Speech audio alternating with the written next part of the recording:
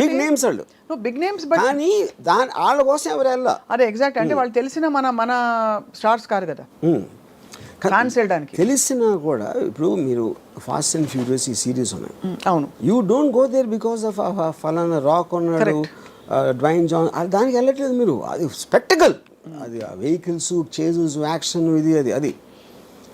So అప్పుడు ఏంటి, మీకు తెలిసిన యాక్టర్ ఉండొచ్చు కానీ వాడి కోసం సినిమాకి వెళ్ళటం మానేశారు హాలీవుడ్లో. అది నేను చెప్పేది. You know, so true, yes. So ఇవన్నీ I honestly believe Raj Kumar లేకపోయినా కూడా ఈ సినిమా ఇంతే ఆడుతుంది. ఆ ట్రైలర్ బట్టి, దాన్ని బట్టి రాజ్ కుమార్ బదులు ఆ రేంజ్లోనే ఏ యాక్టర్ ఉన్నా కూడా మోరల్లెస్. అదే మీరు ప్రభాస్ ఉన్న సినిమాలో మీరు ఎవరినో పెడితే ఆడకపోవచ్చు, అది నేను చెప్పేది. అది ఎందుకంటే దాని డిజైన్ కూడా వేరే ఉంటుంది. అవునవును, అందుకే ఆటిట్యూడ్ అసలు ఆ మోడల్ మారిందా అని అడిగింది కారణం అదే. బికాస్ ఇంతవరకు మనకి తెలిసి మన స్టార్స్ ఎలివేషన్స్ లేకుండా స్టార్స్ అయ్యుండి బట్ ఒక ఎంఐ మిషన్ ఇంపాసిబుల్ సిరీస్ లాగా లేదు ఒక ఇలాంటి వాటిలో చూసిన సందర్భాలు చాలా తక్కువ. బికాజ్ మామూలు మన సినిమాలో హీరో ఊరికే తల తిప్పితే కూడా దానికి ఒక ఎఫెక్ట్, ఇది ఒక స్టార్ హీరో. అలాంటిది showing them like normal people వచ్చింది అలాంటి సినిమా. అసలు ఒక రుద్రమైన నాకు గుర్తుంది, చిరంజీవి గారు నార్మల్గా మెగా స్టార్ అయ్యింది. డెఫినెట్గా ఐ ఫీల్, అంటే ఇప్పుడు బాలచంద్ర గారు ఉన్నారు, అఫ్ కోర్స్ బాలచంద్ర గారు ఈ టైంలో తీయలేదు అలాంటి విశ్వనాథ్ గారు, ఆఫ్ కోర్స్. నాకు తెలిసి వెన్ ద టైమ్ సాగర్ సంగమం ఆ టైంలో తీసినప్పుడు Kamal Haasan image would have been very different. అప్పుడు వచ్చిన కమల్ హాసన్ ఫిలిమ్స్కి సాగర్ సంగమంకి ఏమి ఏదో ఉండదు. ఇంకోటి, మీరు శంకరాభరణంలో సోమయాజుల్ గారు లాంటి ఒక 60-year-old అన్నోన్ పర్సన్ని ప్రొటాగనిస్ట్గా పెట్టడం అనేది నాకు తెలిసి ఇప్పుడు కూడా ఎవడు అసలు ఇమాజిన్ కూడా చేయడు. అలాగే ఒక అంత పొడుగ్గా ఉండి ఆల్మోస్ట్ యూనో డస్కీ కాంప్లెక్షన్తో మంజు భార్గవ్ గారిని హీరోయిన్గా పెట్టడం కూడా ఎవరు ఊహించుకోలేము మీరు అన్నట్టు. బట్ అది కూడా ప్రొటాగనిస్ట్ని మీరు నాన్ యాక్టర్ని ఎవరు ఐఏఎస్ ఆఫీసర్ని తీసుకొచ్చి పెట్టడం అని దానికన్నా రిస్క్ అయితే పరాకాష్ట. ఇది కరెక్ట్ రైట్. బట్ అది కూడా మీరు అన్న వన్ ఆఫ్ ద మోడల్స్లో ఆఫ్ దీస్ అవుట్లయర్ ఫిల్మ్స్, అంటే ఆడ్ ఫిల్మ్స్ అంటాం కదా. ఈ అంటే ముందు పికప్ కాలేదు, బట్ తర్వాత బాగా పికప్ అయ్యి కల్ట్ ఫిల్మ్ అయిపోయింది. ఇదేమో స్త్రీ 2 ఏమో పికప్ అవుతుందో లేదో తెలియదు, బట్ ఫస్ట్ డేనే ఎంత బ్లాక్ బస్టర్, ఇంకా దాని గురించి ఏం మాట్లాడక్కర్లేదు అంతే. అంటే అలా ఉంది దాని మీరు చెప్తున్న కనెక్షన్. ఇంకోటి ఏమైంది, నిన్న దాంతో రిలీజ్ అయిన అక్షయ్ కుమార్ సినిమాకి 5 కోట్లు వచ్చింది. 54 కోట్లు రాజ్ కుమార్ సినిమాకి వస్తే 5 కోట్లు అక్షయ్ కుమార్ సినిమాకి వచ్చింది. 5.5 కోట్లు అంతా జాన్ అబ్రహం సినిమాకి వచ్చింది అదే రోజు. మరి తీసేవాళ్ళు ఇప్పుడు నెక్స్ట్ ఎవరైనా హీరో రెమ్యూనరేషన్ ఒక సిరీస్ ఆఫ్ ఫ్లాప్స్ తర్వాత తగ్గించుకునే సందర్భాలు ఉండుంటాయి ఆర్జీవి గారు? చేస్తారు. That happens? Yeah, it happens. When the market is not doing it. ఎందుకంటే అప్పుడు ఏం చేస్తారంటే ఇప్పుడు ఇంత ఇస్తామండి సినిమా హిట్ అయితే అంత ఇస్తామని ఇలాంటి కొన్ని డీల్స్ పెట్టుకుంటారు, కొంచెం అదే క్లాజులు బ్యాక్ ఎండ్ అలాంటి. The reason I asked that is because majority of this major expenses that we are talking about, ఇప్పుడు మొన్న కల్కి వచ్చింది, ఇట్ వాజ్ యాక్చువల్లీ ఫీస్ట్. వినడానికి ఒక అమితాబ్ బచ్చన్ గారు, ఒక సో అండ్ సో ప్రభాస్ ఉంటే అసలు నేను చూడొచ్చా అని, దీపిక ఇంకోవైపు. బట్ ఆ సినిమాలో ఈ స్టార్ దీనికి రెమ్యూనరేషన్స్ చాలా అయి ఉంటాయి కదా.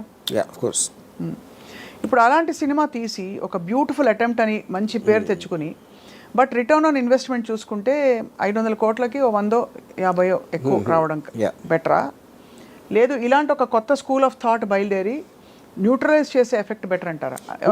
ఇక్కడ ఒక డేంజర్ ఏంటంటే, అంటే అది డేంజర్ అనొచ్చు కాదు కూడా, డేంజర్ ఏంటంటే మీకు సంవత్సరానికి 150 సినిమాల్లో రేంజ్ వైజ్గా చిన్న సినిమాలు అని చెప్పుకునే 90% ఉంటాయి, దాంట్లో 90% ఫెయిల్ అవుతాయి. సో ఆ 10%లో మీ సినిమా ఉంటుందా అని తెలియదు కదా మీకు. అవును, but economy will run like that. అంతే, అది that is a fail safe.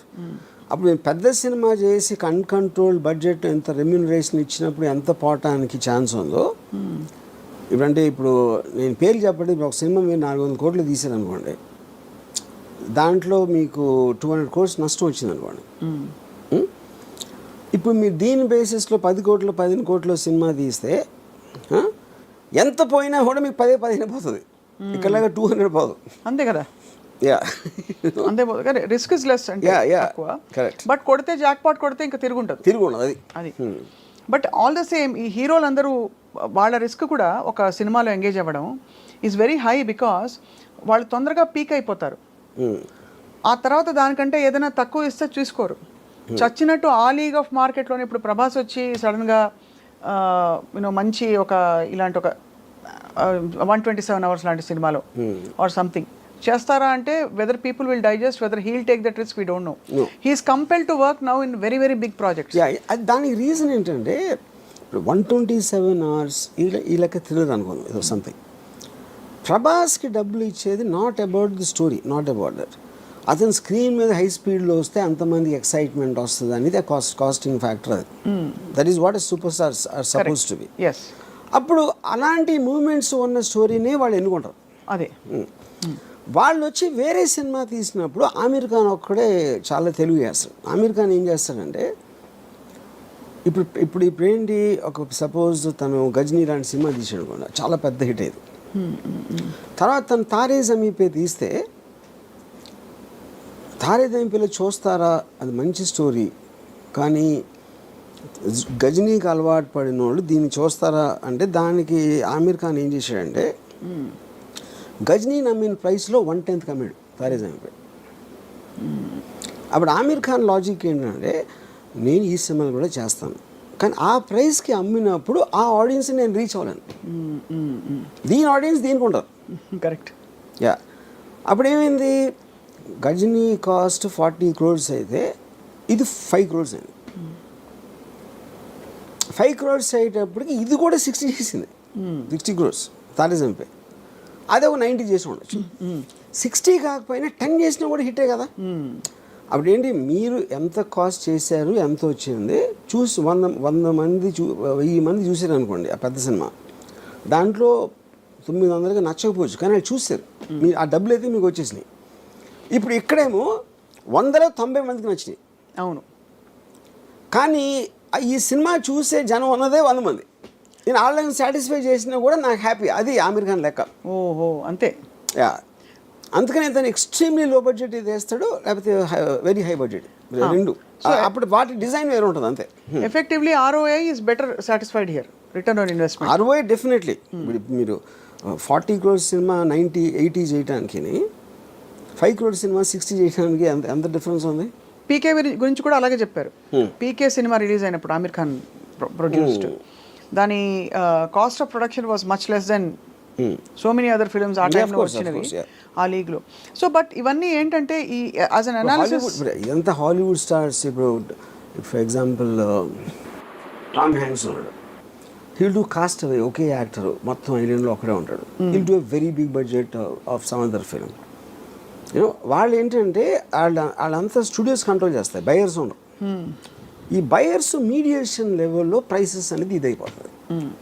అప్పుడు PVR జానేతు జానేనా సినిమా, అదే ఒక 5 కోట్ల సినిమా, ఆమీర్ ఖాన్ మేనలుడు, ఆమీర్ ఖాన్ ప్రొడ్యూస్ చేశాడు. చాలా ఆమీర్ ఖాన్ ఏం చేశాడు, అది